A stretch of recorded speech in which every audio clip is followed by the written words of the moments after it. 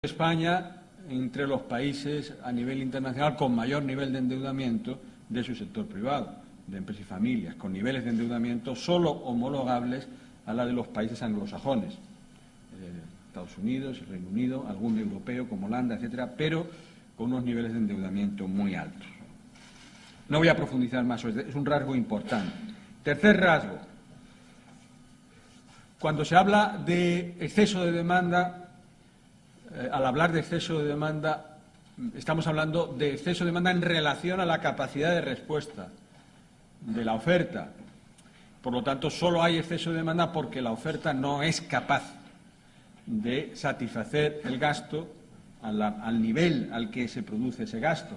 Por lo tanto, parte del problema del exceso de demanda está en el lado de la oferta. Pues bien, desde ese punto de vista, en España un rasgo también de lo que nos ha pasado antes de llegar a esta situación de crisis es que nosotros hemos tenido un comportamiento muy pobre de la productividad. El bajo crecimiento de la productividad está detrás del exceso de demanda. Gastamos mucho con endeudamiento, pero además la capacidad de producir con los recursos propios es baja.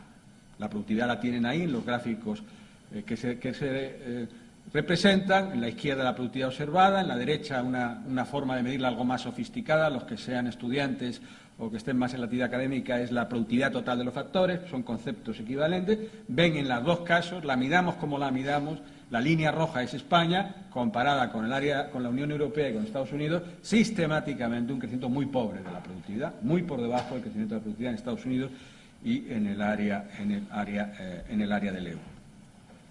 Cuarto rasgo, el bajo crecimiento de la productividad en España ha coexistido con unas pautas de formación de salarios y de fijación de márgenes por las empresas más alcistas en ambos componentes, en salarios y en márgenes, que las prevalecientes en el área del euro. Como puede verse en el gráfico adjunto, en el de la izquierda, los costes laborales unitarios, que no es nada más que el cociente entre salarios y productividad, han crecido sistemáticamente por encima de la media del área del euro. La línea roja es España, la línea azul es el área del euro, pero mucho en mayor medida de, por ejemplo, lo que ha pasado en los países más competitivos, como en Alemania, la línea verde. Durante todo ese periodo en Alemania, desde el 99 hasta el 2008, todo el periodo de participación en la Unión Económica y Monetaria, los costes laborales unitarios no han crecido.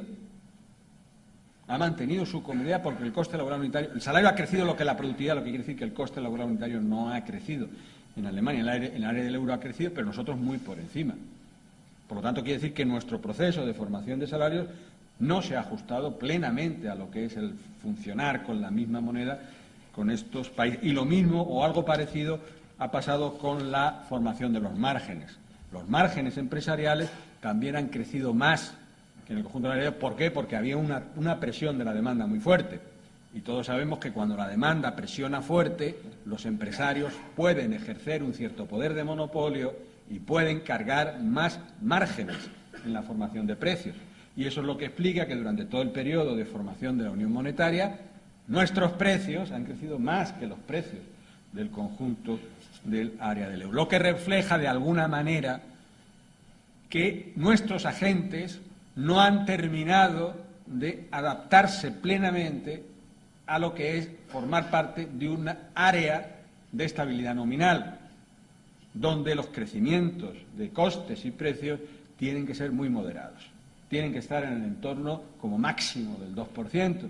Y hay que decir que eso durante estos 10 años no se ha conseguido y ese es el resultado de el que la demanda durante todo este periodo ha crecido por encima de la capacidad de respuesta de la oferta.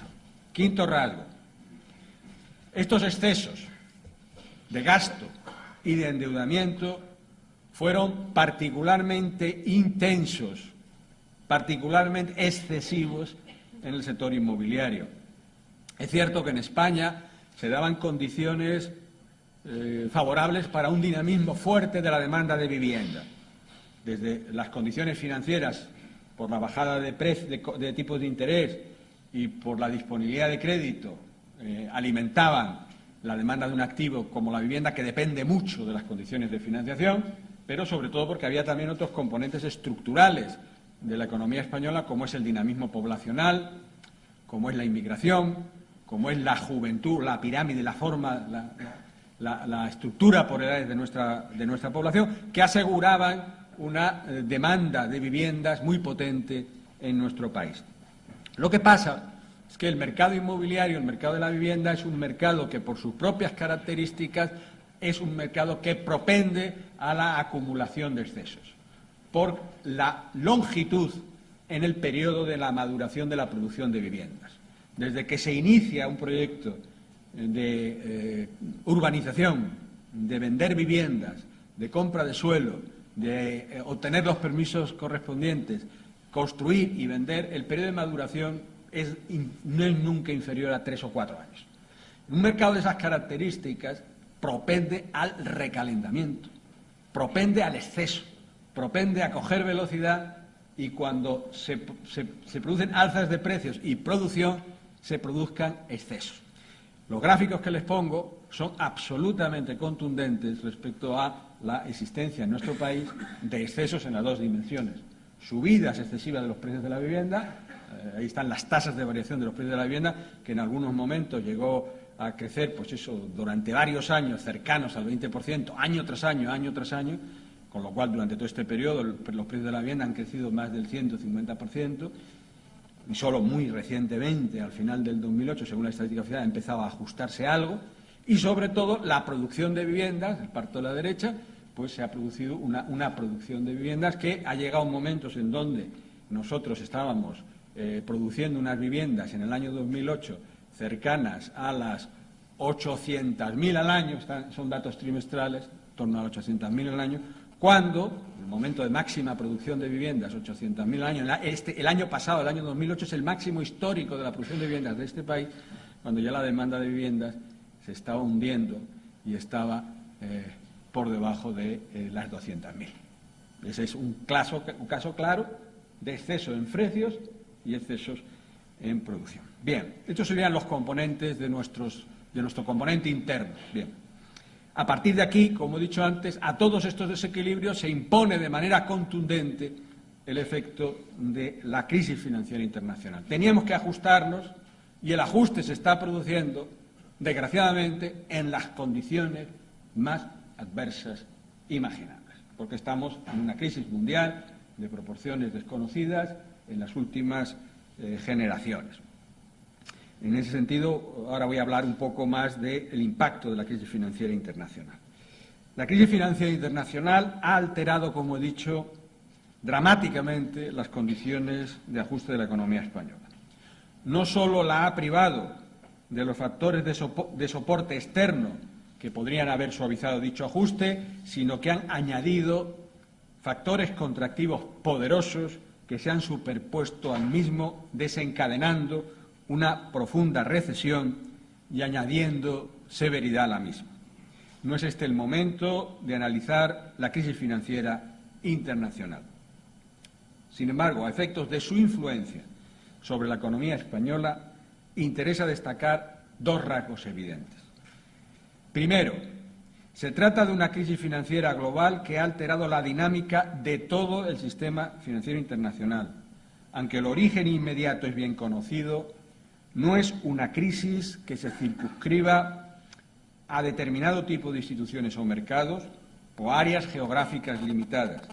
Ha alterado la dinámica del sistema financiero mundial, que ha pasado en muy poco tiempo de una expansión acelerada basada en una evidente infravaloración de los riesgos a una tendencia generalizada hacia el saneamiento de los balances de las instituciones en un marco de desvalorización de los activos, aumento de las primas de riesgo y paralización, bloqueo de muchos mercados, sobre todo de los mercados de financiación mayorista de las entidades de crédito.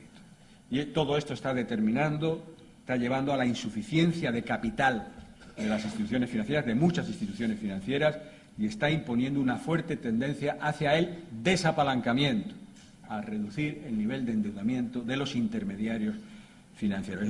Estamos, por lo tanto, ante lo que es una crisis crediticia global a la que nadie puede sustraerse y sobre la que nadie tiene control directo y cuyo amargo correlato es la restricción en la oferta de crédito. Segundo, la crisis financiera ha desencadenado una recesión global en la que los elementos financieros y reales se realimentan entre sí en una espiral contractiva de aplazamiento simultáneo de las decisiones de gasto y de pérdida generalizada de confianza que parece convertirse en una especie de profecía autorrealizada. Todas las economías industrializadas, avanzadas, se encuentran o se encaminan hacia una recesión de gran dimensión y el comercio mundial se contrae a ritmos superiores al 7%.